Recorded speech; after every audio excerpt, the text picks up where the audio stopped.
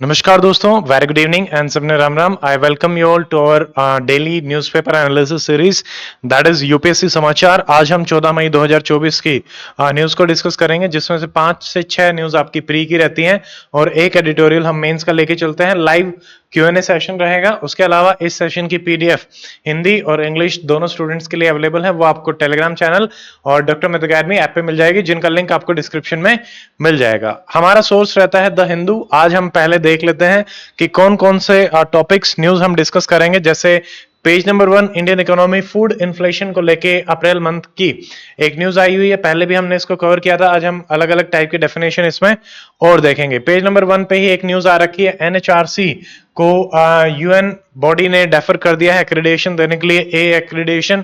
इसके रिगार्डिंग भी पहले न्यूज आई थी, बट अभी उन्होंने मना कर दिया। पहले ये स्पेकुलेशन चल रहा था कि मिलेगा या नहीं मिलेगा। ये आपका इंडियन पॉलिटी के लिए रहेगा।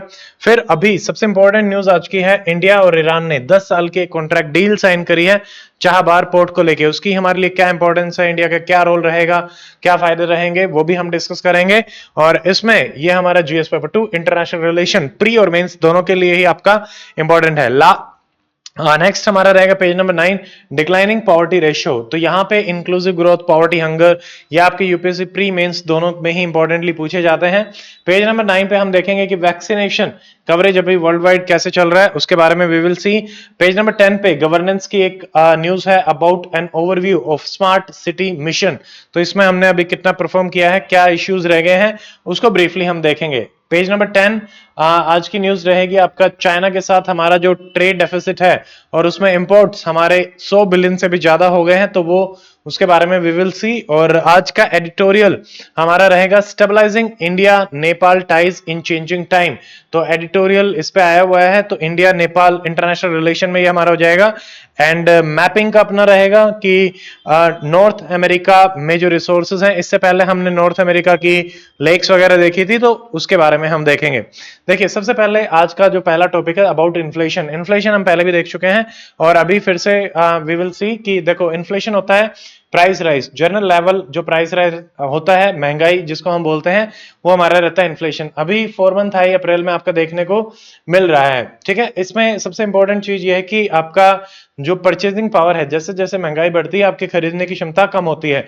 मान लो आज मेरे पास 100 रुपए है, महंगाई नहीं है, बट महंगाई अगर 100 रुपए में मैं 100 रुपए की ही चीज खरीद पाऊंगा, बट अगर महंगाई हो गई तो जो 100 रुपए की चीज है वो आपकी 110 120 रुपए की हो जाएगी और आपकी परचेजिंग कैपेसिटी पर्टिकुलरली उस 100 रुपीज की डिक्रीज हो जाएगी। तो ये रहता है, और करेंसी की वैल्यू भी आपकी डिक्रीज हो जाती है। आरबीआई जो है वो आपका महंगाई को टारगेट करता है, सीपीआई कंज्यूमर प्राइस इंडेक्स में हम देखते हैं, और आरबीआई को एक मॉनेटरी पॉलिसी कमेटी के द्वारा टारगेट दिए गए हैं कि आपको जो महंगाई है उसको मेंटेन करना है 4% प्लस माइनस 2% में। ये एक टॉलरेंस बैंड है जो एमपीसी के द्वारा आपका सेट किया जाता है। महंगाई दो टाइप की हमारी रहती है, ये हम पहले भी देख चुके हैं। डिमांड पुल, मान लो ज्यादा डिमांड बढ़ती है तो उसके पुल की वजह से जो महंगाई होती है, दैट इज डिमांड पुल। और ये होती है डिमांड साइड के फैक्टर्स की वजह से, कंजम्पशन साइड के फैक्टर की वजह से। जबकि जो सप्लाई चेन वाला होता है वो होता है कॉस्ट ऑफ प्रोडक्शन की वजह से। उसमें जो सप्लाई चेन है वो अगर कॉस्ट इफेक्टिव नहीं होगी तब भी हमारा इन्फ्लेशन आपका आ सकता है। ठीक है, जैसे सीपीआई का जो डाटा था मार्च 2022 में बहुत ज्यादा थी, 18% के आसपास। उसके पीछे मेन रीजन हमारा जियोपॉलिटिकल क्राइसिस, जो रशिया यूक्रेन की वॉर चल रही थी, वहां से एडिबल ऑयल वगैरह जो आ रहे थे, या फिर व्हीट एक्सपोर्ट हम देख ले, तो वो उसका जो प्राइस है वो काफी बढ़ा हुआ था। अब यहाँ पे देखो, अलग अलग तरीके से हम इसको मेजर करते हैं। आपका प्री के लिए बहुत इंपॉर्टेंट है कि जो हमारा एक होता है होलसेल प्राइस इंडेक्स, खुदरा दर, एक होता है हमारा कंज्यूमर प्राइस इंडेक्स, उपभोक्ता दर। अब इन दोनों में आपको डिफरेंस पता होना चाहिए, कौन रिलीज करता है, इसका बेस ईयर क्या होता है, और मेजर 3-4 डिफरेंस आपको पता होना चाहिए। ठीक है, ये आप कमेंट सेक्शन में बता सकते हैं, ये आपके लिए प्री का बहुत इंपॉर्टेंट है। अब देखो, कुछ मैं बता देता हूं, जैसे ministry of commerce and industry इसको एस्टिमेटेड करता है, कैलकुलेट इसको करता है।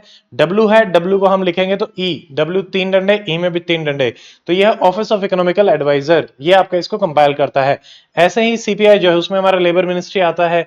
अब इन दोनों में मेजर डिफरेंस है कि सीपीआई में आप गुड्स और सर्विसेज दोनों को मेजर करते हैं, जबकि आपका जो डब्ल्यूपीआई होता है उसमें आप सिर्फ गुड्स को ही लेके चलते हैं। ठीक है, बेस ईयर जो है कंज्यूमर प्राइस इंडेक्स 2012 है आपका, यहाँ पे 2011-12 हमारा बेस ईयर माना जाता है।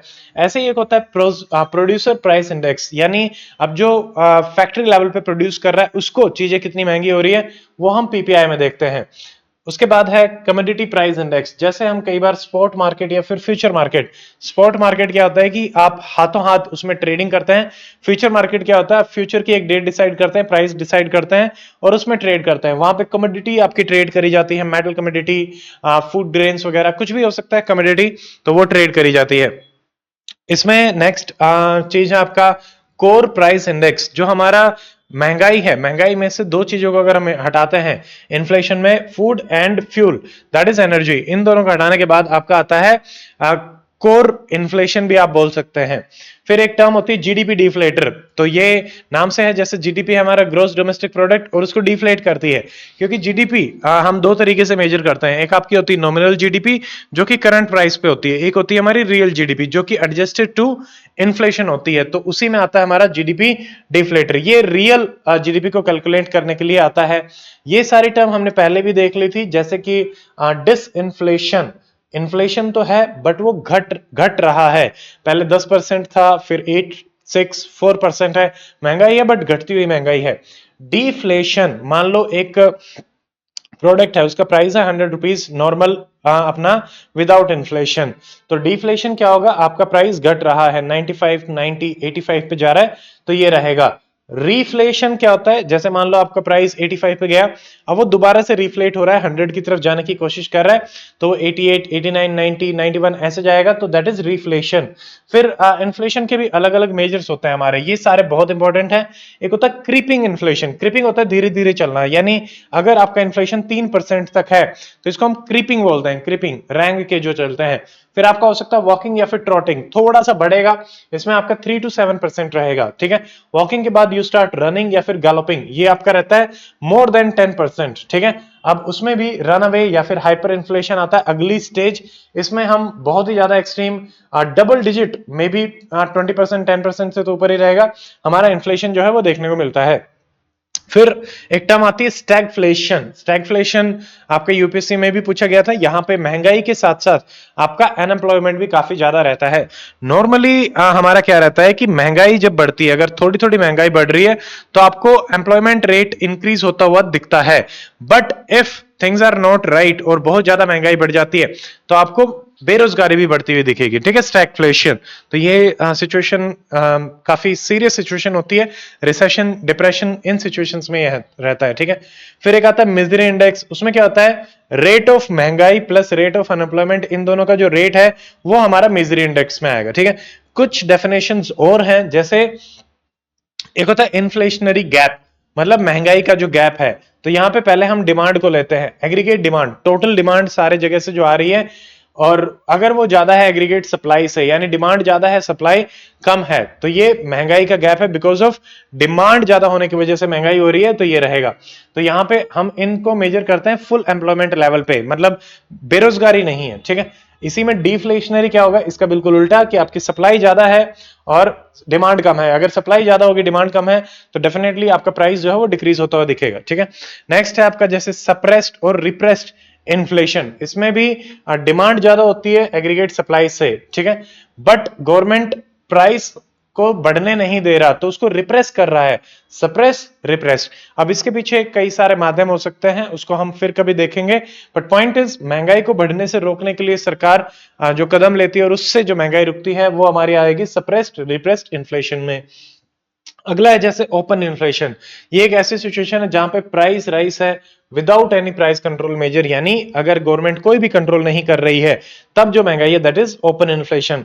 कोर इन्फ्लेशन हम देख चुके हैं, आपके नॉन वॉलेटाइल जैसे फूड फ्यूल को अगर आप हटा देते हैं हेडलाइन इन्फ्लेशन में से तो आपका आ जाता है कोर इन्फ्लेशन, ठीक है। हेडलाइन इन्फ्लेशन इंक्लूड करता है सारी के सारी महंगाई को, जिसमें जितने भी कमोडिटीज हैं वो लगभग आ जाते हैं, मतलब 100% तो नहीं आएंगे बट जो लिस्ट में है वो आपके आ जाएंगे, ठीक है। फिर एक टर्म आती है स्ट्रक्चरल इन्फ्लेशन। स्ट्रक्चर क्या होती है, इकोनॉमी की जो स्ट्रक्चर है उसके बेसिस पे ये महंगाई होती है, कि आपका जो प्रोडक्शन है, जो सप्लाई चेन है, उसमें जो दिक्कतें हैं उसकी वजह से महंगाई आपकी जो आती है दैट इज स्ट्रक्चरल इन्फ्लेशन, ठीक है।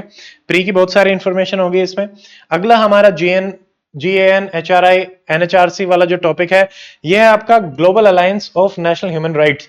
इन्होंने NHRC को जो ए एक्रेडिटेशन देते थे वो नहीं दिया है, इसलिए ये न्यूज में था। हमें NHRC के बारे में सारा पता होना चाहिए और GNHRI के बारे में भी पता होना चाहिए, ठीक है। सबसे पहले ये एक यूएन का रिकॉग्नाइज्ड और ट्रस्टेड पार्टनर है। यूएन की बॉडी नहीं है बट उसका ट्रस्टेड पार्टनर है। 1993 में एस्टैब्लिश किया गया था international coordination committee of national institutions for protection and promotion of human rights के द्वारा। बाद में 2016 में इसको अमेंड भी किया गया और अभी 120 के आसपास मेंबर है। जेनेवा में इसका हेडक्वार्टर है, ठीक है। बाद में 2016 में ही इसको ये नाम दिया गया था global alliance for national human right institutions. अब इंडिया में इसी के तहत हमारी बनाई गई थी नेशनल ह्यूमन राइट कमीशन। वैसे ही हमारे पास स्टेट्स में होते हैं, डिस्ट्रिक्ट में भी बोला गया था कि आपको बनाने हैं। एनएचआरसी जो है वो आपका देखिए, सबसे पहले ये एक स्टैट्यूटरी बॉडी है, इंडिपेंडेंट है, अपने हिसाब से काम करती है। स्टैट्यूटरी मींस आपका एक एक्ट से बनाया गया। अब ये एक्ट हमारा कौन सा है? National human right act. ये आपका आया था 1993, बाद में 2006 में भी अमेंड किया गया था, ठीक है। अब ये हमारा इंडिया में जो भी ह्यूमन राइट्स है उनका वॉच डॉग आपका माना जाता है। जिन स्टूडेंट ने इसको कर लिया है आप रिवाइज करें, या फिर आप इसको थोड़ा सा फास्ट फॉरवर्ड भी देख सकते हैं, ठीक है। फिर यहाँ पे हमारे पेरिस प्रिंसिपल्स थे तो उनसे भी कंफर्मिटी इसकी मानी जाती है, ठीक है। अब देखिए कंपोजिशन हम अगर इसका देखते हैं एनएचआरसी का, तो इसमें आपके टोटल मल्टी मेंबर बॉडी है, 5 फुल टाइम मेंबर रहते हैं, 7 डीम्ड मेंबर रहते हैं। तो इसमें chief justice of India retired या फिर जज ऑफ सुप्रीम कोर्ट जो हो चुके हैं वो आपके चेयरमैन बनाए जाते हैं। यहां पे जो एज है आपकी वो 5 और 70 ईयर्स तक आपकी हो सकती है। अपॉइंटमेंट करने के लिए हमारे यहाँ पे 6 मेंबर कमेटी होती है जो रिकमेंडेशन देती है। आपको सबके बारे में पता होना चाहिए, जैसे सीआईसी है, सीवीसी है, वहां पे 3 मेंबर कमेटी आपकी आती है। अब जो 6 मेंबर है उसमें 2 आपके सरकार के होते हैं जैसे प्राइम मिनिस्टर, ठीक है, और एक हमारे होते हैं होम मिनिस्टर, ठीक है। 2 ये हो गए, 2 हमारे लीडर ऑफ अपोजिशन होंगे दोनों हाउसेस के, लोकसभा राज्यसभा, और एक हमारे होते हैं speaker of the Lok Sabha and deputy chairman of the Rajya Sabha. यहाँ पे आपका चेयरमैन नहीं है राज्यसभा का, ये आपको ध्यान में रखना है, because he is not the member of the house. वो एक्स ऑफिशियो चेयरमैन होते हैं इसलिए उनको नहीं लेते, ठीक है। 3 इयर्स, 5 इयर्स एंड 70 इयर्स ये आपका रहेगा जो भी आपका पहले आता है। रिमूवल जो है वो आपका 2 कैटेगरीज में इनका रहता है, मिसबिहेवियर और इनकैपेसिटी, ठीक है। यहाँ पे सुप्रीम कोर्ट की इंक्वायरी हो सकती है, उस हिसाब से रहेगा। इनके कुछ स्पेशलाइज्ड डिवीजन भी होते हैं जैसे कि law division, investigative division, policy research का डिवीजन होता है, ट्रेनिंग का डिवीजन होता है, एडमिनिस्ट्रेशन का। देखो यूपीएससी 2014 में एक सवाल आया था, वो सवाल मैं आपको दिखा देता हूं ताकि आपको आइडिया लगे कि इंस्टीट्यूशन से किस टाइप के सवाल आ रहे हैं। NHRC, National Human Rights Commission in India, can be most effective when its tasks are adequately supported by other mechanism that ensures accountability of the government. In the light of the above observation, assess the role of NHRC as an effective complement to judiciary and the judiciary and other institution in promoting and protecting human right standards, ठीक है। तो क्या role है, किस तरीके से उसको better बनाया जा सकता है, इसी टाइप से आपसे सवाल पूछा गया था। तो आप 5-6 रोल इसके बताएंगे, क्या इश्यूज चल रहे हैं, कैसे हम उसको बेटर बना सकते हैं, ये हमारा रहेगा, ठीक है। आज का थोड़ा सा ज्यादा टॉपिक्स है इंक्लूड करने के लिए, तो थोड़ा बड़ा लेक्चर रहेगा। देखिए नेक्स्ट हमारा आ रहा है इंडिया और ईरान, 10 साल का यहाँ पे आपने कॉन्ट्रैक्ट जो है वो साइन किया है। तो ये देखो अब 10 ईयर एग्रीमेंट है, सिग्निफिकेंट माइलस्टोन ये माना जा रहा है क्योंकि पहले भी आप देखिए इंडिया है, पाकिस्तान है, अफगानिस्तान है। पाकिस्तान के साथ हमारे रिलेशन अच्छे नहीं है, अफगानिस्तान लैंडलॉक कंट्री है, हम सेंट्रल एशिया या यूरोप को इस तरीके से अगर एक्सेस करना चाहें तो वो हमारे लिए पॉसिबल नहीं हो पाता। ये जैसे इंडिया है, ये हमारा कांडला पोर्ट है, तो यहाँ पे कराची है, कराची से थोड़ी दूर पे है ग्वादर पोर्ट, ठीक है। तो ग्वादर पोर्ट के बाद आपका आता है चाहबार। ग्वादर और कराची ये दोनों तो हमारे आते हैं पाकिस्तान में। Gwadar port CPEC, China Pakistan economical corridor का एक हिस्सा है और उसी का एंड पॉइंट ये यहाँ पे है। अब इंडिया के पास आ गया है Chabahar port for the next 10 years. तो हम यहाँ से जहदान और एक नेशनल हाईवे से कनेक्ट करेंगे, तो आप अफगानिस्तान से भी डायरेक्टली जो रिंग रोड है उससे आप कनेक्ट करते हैं, गारलैंड हाईवे, ठीक है, और आप सेंट्रल एशिया में भी जा सकते हैं। तो पहला तो ये जो चाहबार पोर्ट है ये आपका ईरान में, south eastern Iran, Sistan Balochistan province में आपका पाया जाता है, गल्फ ऑफ ओमान और स्ट्रेट ऑफ हॉर्मुज के ये पास है, ठीक है। ये हमारा है गल्फ ऑफ ओमान और इसको गोल्डन गेट मानते हैं लैंडलॉक कंट्रीज से के लिए, जैसे कि अफगानिस्तान, तुर्कमेनिस्तान, उज्बेकिस्तान। अब इंडिया को अगर इनमें से किसी भी कंट्री को एक्सेस करना है फॉर रॉ मटेरियल या फॉर मार्केट, तो वो आराम से अब एक्सेस कर सकती है। तो अब ये हो गया ईरान का अकेला ओशियानिक पोर्ट है, इसके 2 हिस्से हैं वैसे, एक है शाहिद कलंतारी और एक है शाहिद बहस्ती, ये भी आप ध्यान रखेंगे। और इसकी जो ग्वादर से दूरी है वो है 170 किलोमीटर। तो हमारे लिए स्ट्रेटेजिकली काफी इंपॉर्टेंट है। 2015 में भी हमने IMOU इसमें साइन किया था। अब देखो हम इसमें क्या कर रहे हैं, एक क्रेडिट विंडो इंडिया ने एक्सटेंड करी है 250 मिलियन की, ताकि हम इसके एफिशिएंसी को, ऑपरेशंस को और बेटर बना सकें। ठीक है, तो कैपेसिटी और ये सब भी रहेगा, अब हम इसको एक्सेस भी कर पाएंगे। स्ट्रेटेजिक इंपॉर्टेंस है जो हमने पहले भी इसमें डिस्कस किया। इससे इंडिया के सबसे पहला जो ईरान है उससे हमारे टाइज जो हैं वो बेटर रहेंगे। फिर यहाँ पे एक हमारा चल रहा है INSTC कॉरिडोर। अब मेरा सवाल आपसे है, INSTC सॉरी, INSTC में कौन कौन सी कंट्रीज आपकी आती हैं, उसकी एक छोटी सी ट्रिक है, टॉपी टू यूके। ठीक है, तो वो आपकी आ जाएंगे। तो इसमें हम सी, रेल, रोड एक्सेस आपका India, Russia, Iran, Europe, central Asia, सब जगह हम पा सकते हैं। सेकंड, चाइना, क्योंकि चाइना की प्रेजेंस भी है ग्वादार तक, तो हम उसको भी काउंटर करने की कोशिश कर रहे हैं। और हर जगह इंडिया का मेन फैक्टर ये भी रहता है, जहां पे भी हम एक्सेस लेते हैं पोर्ट्स वगैरह की, तो ये रहेगा। थर्ड, हम पाकिस्तान को भी बाईपास कर देंगे, अफगानिस्तान में गुड्स वगैरह भेजने हैं, और फिर सेंट्रल एशिया में भी। इकोनॉमिकल सिग्निफिकेंस है, क्योंकि हमारे वेस्ट कोस्ट से इजी एक्सेस आपकी हो रही है। कांडला पोर्ट से आप सिर्फ 550 नॉटिकल माइल हैं, मुंबई से सिर्फ 786 नॉटिकल माइल हैं। ठीक है, और ये एक हमें अल्टरनेट रूट भी दे रहा है फ्रॉम स्ट्रेट ऑफ हॉर्मुज, जो हमने देखा इसकी लोकेशन टू अफगानिस्तान। अगला हमारा टॉपिक है सोशल जस्टिस। यहाँ पे पॉवर्टी एंड हंगर के इश्यूज के बारे में बात आ रहा है, डिक्लाइनिंग पॉवर्टी रेशियो। तो इसमें मेन आ रहा था कि अभी जो रिसेंट आपका सर्वे आया है HCES, house hold consumption expenditure सर्वे 2022-23, उन्होंने आपका बताया है कि यहाँ पे हमारा जो पॉवर्टी हेडकाउंट है या वो काफी डिक्रीज हुआ है। उसको हम देख लेते हैं। सबसे पहले ये लेके कौन आता है, NSSO, number 1 thing which you have to remember. इसमें हम स्टडी करते हैं, एनालाइज करते हैं पॉवर्टी रेशियो को और इनइक्वालिटी को, मतलब गरीबी भी और इनइक्वालिटी को भी आपका देखा जाता है। तो ये क्या बता रहे हैं, देखो सिग्निफिकेंट डिक्लाइन जो है वो देखने को मिला है। 2011-12 में पॉवर्टी आपकी 29% होती थी, जो कि अब 10% रह गई है। अगर हम रंगराजन या फिर तेंदुलकर कमेटी पॉवर्टी लाइंस के हिसाब से देखते हैं, तो गिनी कोफिशिएंट में भी काफी मतलब काफी नहीं, मार्जिनल डिक्रीमेंट ही देखने को मिला है, but it is declining. Most of the time क्या होता है कि गिनी कोफिशिएंट आपका इंक्रीज होते हुए दिखता है, बट इंडिया में ट्रेंड थोड़ा सा उल्टा चल रहा है। थोड़ा सा हम देख लेते हैं जो इंडिया में पॉवर्टी मेजरमेंट है। यूपीएससी में सेम सवाल आया हुआ है कि what are the method of poverty measurements in India, कैसे हम उनको बेटर बना सकते हैं। ये यूपीएससी मेंस में आपका आया था। तो देखिए, सबसे पहले हम तेंदुलकर कमेटी हमारी आई थी 2005 में। उसने क्या बताया था कि 33 पर कैपिटा पर डे आपका एक्सपेंडिचर अगर रहता है अर्बन एरिया में, तो आप गरीब रहेंगे। रूरल एरिया में अगर ये एक्सपेंडिचर हमारा 27 पर कैपिटा है, तो भी हम रहेंगे। ठीक है, ये 2011-12 के हिसाब से था। तो इन्होंने पर डे के हिसाब से बताया था और एनर्जी कंजम्पशन के हिसाब से बताया था। फिर आपकी रंगराजन कमेटी इसी में आती है, वो मंथली आपके एक्सपेंडिचर को लेके चलती है। जैसे अर्बन एरिया में लगभग 972 रुपीज, रूरल एरिया में 781 रुपीज अगर आपके होते हैं 2011-12, तो आप पॉवर्टी लाइन के नीचे आएंगे। गिनी कोफिशिएंट एक हमारा मेजर होता है जिसमें हम इनइक्वालिटी देखते हैं कि अमीर जो है उनके पास कितना पैसा है, गरीब जो है उनके पास कितना पैसा है, और उनमें कितना डिफरेंस हमारा आ रहा है। 0 से लेके 1 तक इसका डिस्ट्रीब्यूशन आपका रहता है, ये रहेगा। ठीक है, अब देखो इसमें इश्यूज जो हैं with data collection and analysis.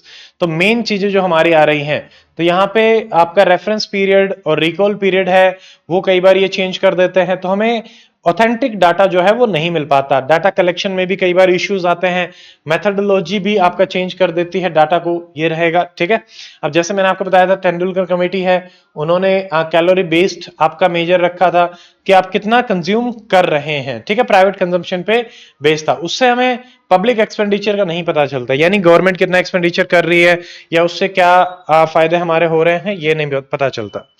ठीक है, तो इससे हमें स्लाइडली डिक्रीमेंट तो देखने को मिल ही रहा है। चैलेंजेस रहेंगे, बट हमें अपनी जो मेथडोलॉजी है उनको और बेटर करना पड़ेगा। तो यहाँ पे जैसे देखिए, सबको इंक्लूड करते हुए आप कंजम्पशन पैटर्न है, कैलोरी इनटेक है, प्राइस इंडेक्सेस जो महंगाई वाले होते हैं, उन सबको देखते हुए आप अपने पॉवर्टी एस्टिमेट्स को चेंज कर सकते हैं। सेकंड, डाटा आपको बहुत ही ज्यादा एक्यूरेट यहाँ पे रखना पड़ेगा। हमारे आउटडेटेड और इनकम्प्लीट जो डाटा सोर्सेज हैं उससे मतलब इंप्रूव करना पड़ेगा, क्योंकि वहां से अगर आउटडेटेड रहेगा तो इनएक्यूरेसी काफी आती है। थर्ड, रीजनल इनइक्वालिटी भी हमें देखनी पड़ेगी कि देखिए इंडिया में अलग अलग जगह पे लोग रहते हैं, तो उसमें डिपेंडिंग अपॉन दैट कंजम्पशन हमारा डिफरेंट रहता है, ठीक है। तो उसी बेसिस पे आपका ज्योग्राफिकल लोकेशन, इकोनॉमिकल फैक्टर, तो अलग अलग पॉवर्टी एस्टिमेट हमारे होने चाहिए, तो उसके बारे में बात करी जा रही है, ठीक है। फिर हमारे जैसे मल्टी डायमेंशनल पॉवर्टी है, तो उसके हिसाब से भी हमें देखना पड़ेगा कि मल्टी डायमेंशनल पॉवर्टी में जैसे हम हेल्थ को लेके चलते हैं, लाइफ एक्सपेक्टेंसी को लेके चलते हैं, ठीक है, या फिर आप लिटरेसी को लेके चलते हो, तो वो भी आपको इंक्लूड करने पड़ेंगे। अर्बन पॉवर्टी को भी हमें देखना पड़ेगा सेपरेटली, क्योंकि वो अपने आप में ही एक कॉम्प्लेक्स मेथड हो जाता है मेजर करने का। अब देखिए, what can be the way forward for poverty estimation. सबसे पहले हमें मेथडोलॉजी जो है वो रिवाइज करनी पड़ेगी। तो यहां पे आप इसको रोबस्ट और ट्रांसपेरेंट बनाएं, मल्टीपल डायमेंशंस को इंक्लूड करें। नंबर 2, डाटा इंप्रूवमेंट, जो पुराना डाटा है उसको अपने को ठीक करना पड़ेगा। मेथड, क्वालिटी, कवरेज, रेगुलर सर्वे आपको करवाने पड़ेंगे। नंबर 3, जो स्टेक होल्डर्स हैं उनसे भी कंसल्ट करना पड़ेगा, जैसे कि एक्सपर्ट्स जो होते हैं, पॉलिसी मेकर्स जो होते हैं, ठीक है, या फिर हमारी जो सिविल सोसाइटी है। तो आपको सब चीजों को मिला के उनसे इनपुट्स लेने पड़ेंगे। नंबर 4, डायनेमिकली हमें मॉनिटर करना पड़ेगा। ये ऐसे पॉइंट हैं जो आप अपने मेंस के आंसर में 4-5 पॉइंट बना के आराम से कोट कर सकते हैं। जैसे लगातार मॉनिटरिंग करने से हम उसको एसेस कर सकते हैं कि क्या प्लस माइनस चल रहा है और कैसे इसको और बेटर बनाया जा सकता है। नेक्स्ट, इंक्लूसिव पॉलिसीज हमें बनानी पड़ेंगी, जैसे we have to target vulnerable pollution effectively, ठीक है। फिर जैसे इंटरनेशनल बेस्ट प्रैक्टिसेस हैं, हम उनको भी इनकॉर्पोरेट कर सकते हैं, हमारे इंडियन कंटेक्स्ट में क्या रेलेवेंस रहेगा उसके हिसाब से, ठीक है। अगली न्यूज हमारी आ रही है मीजल्स वैक्सीनेशन को लेके, कि मीजल्स वैक्सीनेशन में क्या हमारी इंपॉर्टेंस चल रही है, तो उसको हम देख लेते हैं। देखिए, अभी रिसेंटली आपका वर्ल्ड इम्यूनाइजेशन वीक बनाया गया था, अप्रैल 24 से लेके 30 तक। तो यहाँ पे इंडियन एकेडमी ऑफ पीडियाट्रिशियन उन्होंने इसके बारे में आपका बताया है। तो मीजल्स वैक्सीनेशन जो है वो मेजरली आपका एमएमआर वैक्सीन होती है। ये 3 बीमारियों से आपको प्रोटेक्ट करता है, मीजल्स, मम्स एंड रूबेला। तो इस आर्टिकल में जो ओवरऑल बताया गया है कि जैसे जो डोज है वो आपको 12 मंथ पे देनी पड़ती है और 4 to 6 इयर्स के बीच में आपको डोज देनी पड़ती है। अब ओवरऑल जो ग्लोबल इम्यूनाइजेशन और एफर्ट है उनको एक बार हम देख लेते हैं। जैसे पहला ये तो हमने देख लिया है, कैंपेन जो है वो आपका 24 से 30 आईईपी ने लॉन्च किया था, और इसमें एडिशनल वैक्सीन के बारे में भी बात करी जा रही है, जैसे कि एचपीवी वैक्सीन है, ह्यूमन पेपिलोमा वैक्सीन। तो आपको बताना है कि ये जो एचपीवी वैक्सीन है ये आपका किस डिजीज के लिए दी जाती है। सेकंड, जैसे टाइफाइड कॉन्जुगेट वैक्सीन है वो भी हमारा रहेगा। करंट अगर हम वैक्सीनेशन स्टेटस देखते हैं इंडिया में, तो देखिए डीटीपी वैक्सीन ये आपका 93% के आसपास है अभी, जिसको 3rd डोज मिल गई है, ठीक है। मीजल्स का लगभग 90% के आसपास है 2nd डोज तक का। मेजर जो हमारे चैलेंजेस है वैक्सीनेशन में, तो सबसे पहला डिस्ट्रीब्यूशन का है। वैक्सीन जो है उसको कैसे लोगों तक पहुंचाया जाए, हॉस्पिटल्स तक पहुंचाया जाए, this is a major challenge. Second, जैसे हम 90% कवरेज भी अभी नहीं कर पाए हैं, ह्यूमन रिसोर्स का भी गैप है, फाइनेंसिंग की भी प्रॉब्लम है, तो ये हमारा रहेगा, ठीक है। नाउ नेक्स्ट इज जो ग्लोबल इंपैक्ट है इम्यूनाइजेशन का, अभी तक अगर हम देखते हैं तो क्या मेजर ग्लोबल इंपैक्ट रहा है। नंबर 1, अगर हम देखें कि जो लाइफ जितनी भी सेव हुई है उसमें हमारा लगभग 154 मिलियन ग्लोबली हमने in the past 50 years save करी हैं, जिसमें इन्फेंट मोर्टेलिटी में सबसे ज्यादा देखने को मिला है 101 मिलियन। अगर हम ग्लोबली देखते हैं तो 40% हमने रिड्यूस किया है, और अफ्रीका में तो 50% रिड्यूस किया है। उसके अलावा काफी डिजीज हमने टारगेट कर ली हैं अभी, जैसे हमारा जो मिशन इंद्रधनुष है उसमें जो डिजीज आ रही हैं तो वो भी हमारे टारगेटेड हो रही हैं। तो इसमें हमारा मेजरली अभी क्या चल रहा है, जैसे हीमोफिलस इन्फ्लुएंजा है, हेपेटाइटिस है, जापानीज एंसेफेलाइटिस है, डिप्थीरिया, मीजल्स, मेनिंजाइटिस, पर्टुसिस, ठीक है, निमोनिया, पोलियो, रोटावायरस। रोटावायरस आपका एक कॉमन कॉज होता है डायरियल डिजीज का, ठीक है, तो ये रहेगा। तो ये हमारा है। उसके अलावा जैसे specific disease focus, measles vaccine का जो इंपैक्ट है उसके बारे में देखें तो उन्होंने लगभग 60% लाइव जो है वो सेव करी है।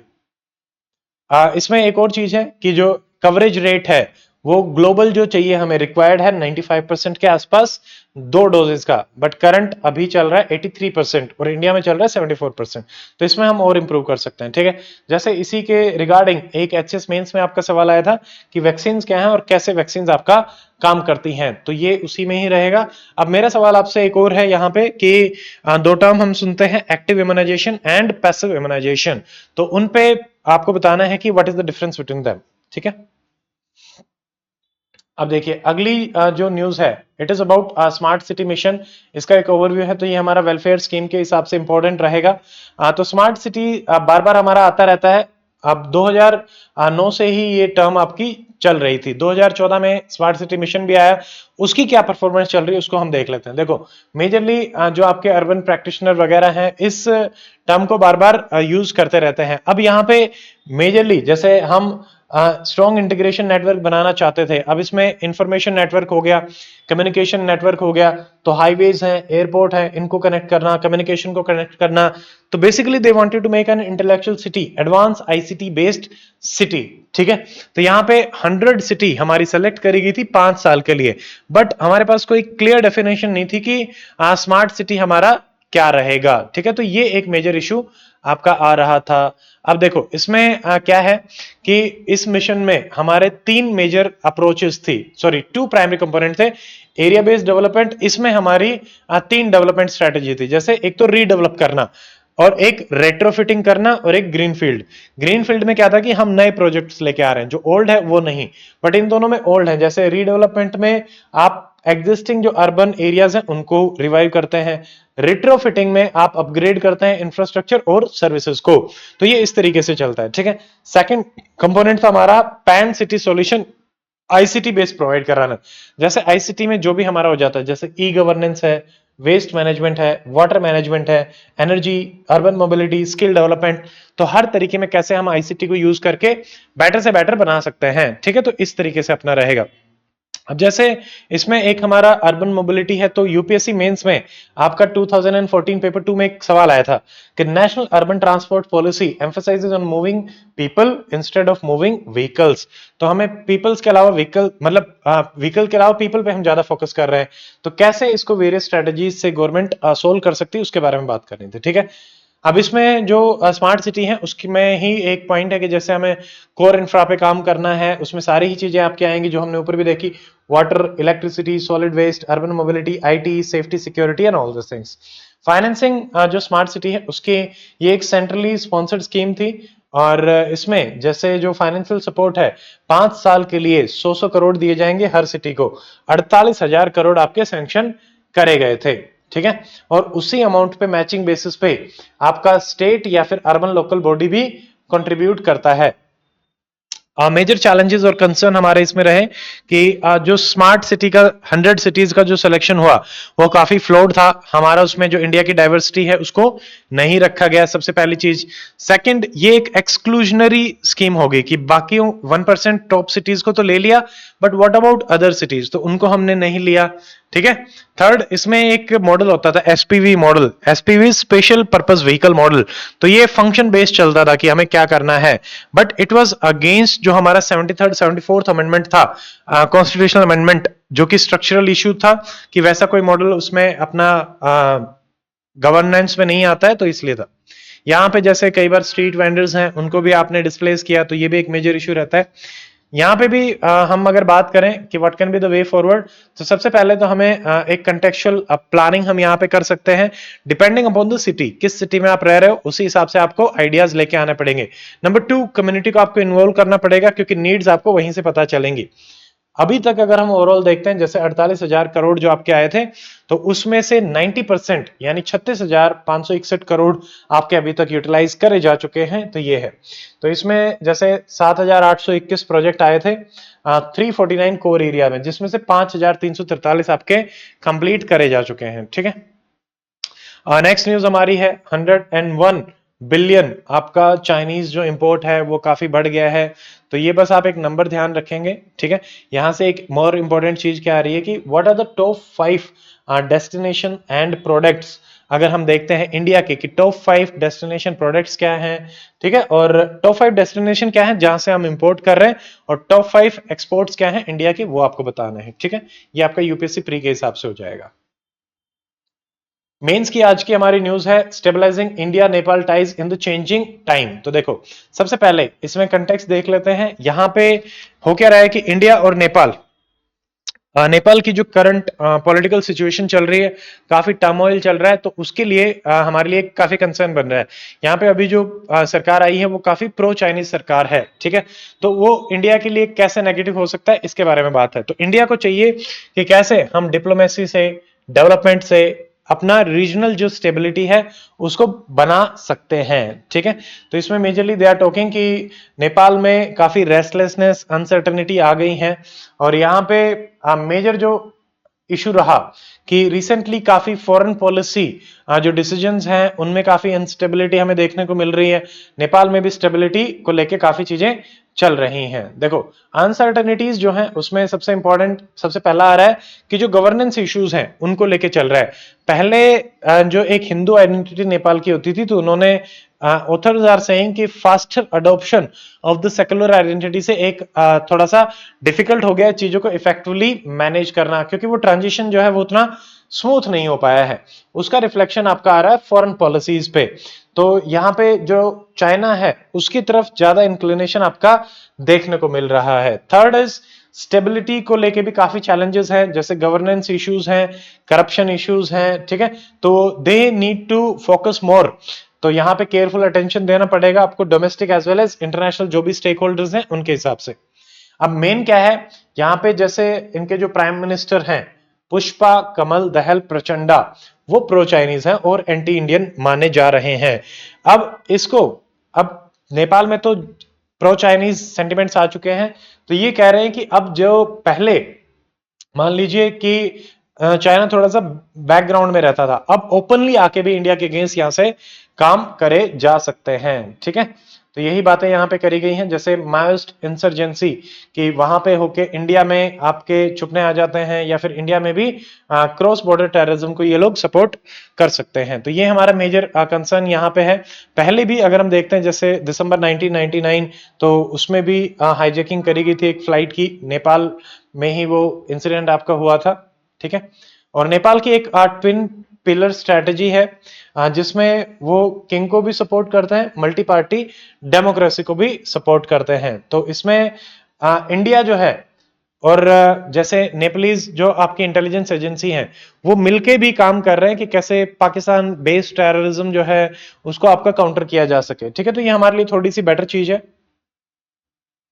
तो ये मैंने आपको बता ही दिया है। पहले चाइना थोड़ा सा बैकग्राउंड में रहता था, अब हो सकता है कि गुड टेररिज्म को वो प्रमोट करे। ठीक है, बट एवरीबडी सेज और कि ऐसा कोई गुड और बैड टेररिज्म जैसी कोई चीज नहीं होती है। और इसमें अगर हम बैकग्राउंड में और देखते हैं, तो अगर इसको काउंटर करना चाहें तो हमारे पास इंडिया ने जैसे रिसेंटली क्वाड अलायंस भी आपका बनाया है, जिसमें ऑस्ट्रेलिया है, यूएसए है, जापान है। ठीक है, तो हम चाइना को इस तरीके से भी काउंटर करने की कोशिश कर रहे हैं। अब यहाँ पे इंडिया का क्या रोल हो सकता है कि कैसे इसको काउंटर किया जा सकता है, तो नंबर वन ये कह रहे हैं कि आपको बहुत ही कॉशियस अप्रोच जो है वो रखनी पड़ेगी। आप सबसे पहले तो इंटरफेरेंस मत करें, क्योंकि किसी भी कंट्री की इंटरनल पॉलिटिक्स में इंटरफेरेंस होता है तो दे फील कि मतलब आपका तो कोई रोल ही नहीं है, why are you doing that, तो आपके नेगेटिव सेंटिमेंट्स अटैच होते हैं। नंबर टू, हमें एक होलिस्टिक डेवलपमेंटल स्ट्रेटजी नेपाल के लिए बनानी पड़ेगी ताकि चाइना के ऊपर उनकी जो डिपेंडेंस है वो कम हो जाए। ठीक है, और हम सस्टेनेबल डेवलपमेंट में इनको हेल्प कर पाए। नंबर थ्री, हमें अटेंशन भी देना पड़ेगा और इन्वेस्टमेंट भी बढ़ानी पड़ेगी नेपाल में, ताकि नेपाल के डेवलपमेंट में हम काम कर सके। तो इस तरीके से हम इसको काउंटर कर सकते हैं। ठीक है, आज का हमारा अगला टॉपिक है मैपिंग का। नॉर्थ अमेरिका के मैपिंग को हम लेके चल रहे हैं। यहाँ पे रिसोर्सेज हम देखते हैं। देखिए, ये काफी डिटेल्ड में कवरेज है, उतना डिटेल में नहीं आएगा, बट फिर भी हम मेजर मेजर जो एरियाज हैं उनको देख लेते हैं। जैसे नॉर्थ अमेरिका जो आपका है, ठीक है, तो ये कनाडा है। ये मैप थोड़ा सा क्लियर नहीं है। From next classes onward we will try to incorporate थोड़े से और हाई डेफिनेशन मैप इसमें डाला जा सके, उतने मिलते नहीं है तो थोड़ी सी दिक्कत हो जाती है। देखिए, नॉर्थ अमेरिका मेजरली आपका corn, meat, cotton, soybean, tobacco और व्हीट को मेजरली प्रोड्यूस करता है। अब यूपीएससी में ऐसे ही जैसे 2023 प्री में भी ऐसे सवाल पूछे गए थे कि आपका क्या रहेगा, कि भाई किस तरीके से आ रहा है। ठीक है, तो अब ये भी चीज है, एरिया दे देते हैं, कंट्री दे देते हैं, मेजर प्रोडक्शन किस चीज का हो रहा है वो आपको बता देते हैं। तो यहाँ है मिनरल रिसोर्सेज में अगर हम देखते हैं तो यहाँ पे मेजरली कोल, आयरन, बॉक्साइट, कॉपर हमारा आ रहा है। ठीक है, नेचुरल गैस है, पेट्रोलियम, मरकरी, निकल, पोटास, ये सारे आ रहे हैं। अभी हम इनको डिटेल में देखेंगे कि कहां से क्या क्या हमें मिल रहा है। देखो, सबसे इंपॉर्टेंट चीज क्या है कि नॉर्थ अमेरिका आपका एक कंबाइंड मतलब जोन है जिसमें सब कुछ मिल रहा है, ट्रॉपिकल, सब tropical, cool temperate and dry zone. तो आपको हर टाइप की क्रॉप भी मिल रही है, मिनरल भी मिल रहे हैं, क्योंकि ये एरिया ही ऐसा है। तो इन दोनों के बीच में आता है जो हमारा आर्कटिक है, फ्रीजिंग आर्कटिक, या फिर सेंट्रल अमेरिका के जो ट्रॉपिकल जंगल है, तो उनके बीच में। तो एक काफी वैरायटी आपको मिल रही है, हर टाइप का इकोसिस्टम आपको मिल रहा है। अगर हम ट्रॉपिकल में देखें तो यहाँ पे oranges, sugar cane, coffee, cocoa और बनाना आपके मेजरली मिल रहे हैं। कॉटन भी है, हैम्प भी है, ये भी हमें मिल रहा है। ठीक है। सब ट्रॉपिकल में अगर हम देखते हैं तो कॉटन और टोबैको यहाँ पे आपका मेजरली पाया जा रहा है। और ये आपका मोस्टली एरिया है रियो ग्रैंड वैली, इसमें आपके सिट्रस फ्रूट पाए जाते हैं। और एक कैलिफोर्निया का है सेंट्रल वैली। ठीक है, तो यहाँ पे फ्रूट एंड वेजिटेबल आपके ग्रो करे जाते हैं। एक और एरिया इसमें सैंडी वैली ऑफ एप्लेशंस। ठीक है, तो ये 3 मेजर एरिया हैं जो सब ट्रॉपिकल में मिलते हैं। ऐसे ही जो कूल टेम्परेट है, यहाँ पे बहुत सारे एरियाज हैं, जैसे कि फिंगर लेक्स हैं। तो आपको पता होना चाहिए फिंगर लेक्स कहाँ पे हैं, न्यूयॉर्क रीजन में। ठीक है, निगारा पेनिनसुला, ये आपसे डायरेक्टली वैसे मतलब आ सकता है कि ये आपका कैनेडियन प्रोविंसेस में है। ठीक है, यहाँ पे मेनली हमें डेयरी इंडस्ट्री मिल रही है, कॉर्न इंडस्ट्री मिल रही है, ये ध्यान रखेंगे। क्योंकि इसमें देखो, ओहायो रिवर है, मिसिसिपी रिवर है, ग्रेट लेक्स हैं जो हमने पहले वाले में देखे थे, तो उस हिसाब से ड्राई जोन भी आपका पाया जाता है। ठीक है, तो यहाँ पे मेनली जो हमारा यूएसए का साउथ वेस्ट एरिया है और नदर्न मैक्सिको है, उसमें ये पाया जाता है। प्रेरीज हैं तो हमें सब ट्रॉपिकल सारे के सारे जो ग्रासलैंड है उनके पता रहना चाहिए। फॉरेस्ट्री में भी यहाँ पे देखो सिडार, फर, स्प्रूस, ये मेजर ट्री मिलते हैं। और जो लंबरिंग इंडस्ट्री है नॉर्थ अमेरिका की और कनाडा की, वो काफी ज्यादा एडवांस है। लार्जेस्ट पेपर मिल्स यहाँ पे मिल रहे हैं। कार्डबोर्ड बनाना, फाइबर बोर्ड बनाना, ये भी रहेगा। मिनरल्स में भी काफी मेजर मेजर मिनरल हमें यहाँ पे मिलते हैं, जैसे कि आप देख सकते हैं, जैसे कोल है। कोल आपके 20% वर्ल्ड का कोल पेंसिल्वेनिया यूएसए में मिलता है। मेटेलिक मिनरल्स हैं। ठीक है, ये हमें जैसे आयरन है, आयरन हमें मिल रहा है लेक सुपीरियर के आसपास। कॉपर है, ये ग्रेट लेक और रॉकी माउंटेन्स के आसपास आपको मिल रहा है। लोकेशन थोड़ी सी ध्यान रखेंगे। ठीक है, अब जैसे इसी में मैक्सिको जो है वो वर्ल्ड का लार्जेस्ट सिल्वर प्रोड्यूसर है। सेम पैटर्न में आपके यूपीएससी प्री 2023 में क्वेश्चन आया था, तो ये भी आपको ध्यान में रखना है। कनाडा में लगभग वर्ल्ड का 90% निकल आपका मिलता है। तो ये वर्ल्ड ज्योग्राफी हमारी काफी डिटेल में इसमें हो जाएगी। उसके अलावा यूएसए भी वर्ल्ड का लार्जेस्ट प्रोड्यूसर है यूरेनियम का एंड सल्फर का। ठीक है, ड्रिलिंग को लेके भी काफी चीजें रहती हैं, जैसे पेट्रोलियम, नेचुरल गैस के भी टॉप प्रोड्यूसर यहाँ पे हैं यूएसए, कनाडा एंड मैक्सिको। ठीक है, तो ये हमारे नॉर्थ एरिया के मेजर मिनरल्स और ये सब हो गए हैं। बाकी आप आराम से इसको देखें और अपनी एक मैपिंग एटलस जो है उसको लेके बैठे। एक मेरा वीडियो भी है 8-9 घंटे का, जिसमें हमने ज्योग्राफी मैप्स को सारा कंपाइल किया है, उसको भी आप देख सकते हैं। That will help you in your UPSC pre preparation. ठीक है, so that's it for today's class. See you in the next one. Till then, good bye, take care, जय हिंद।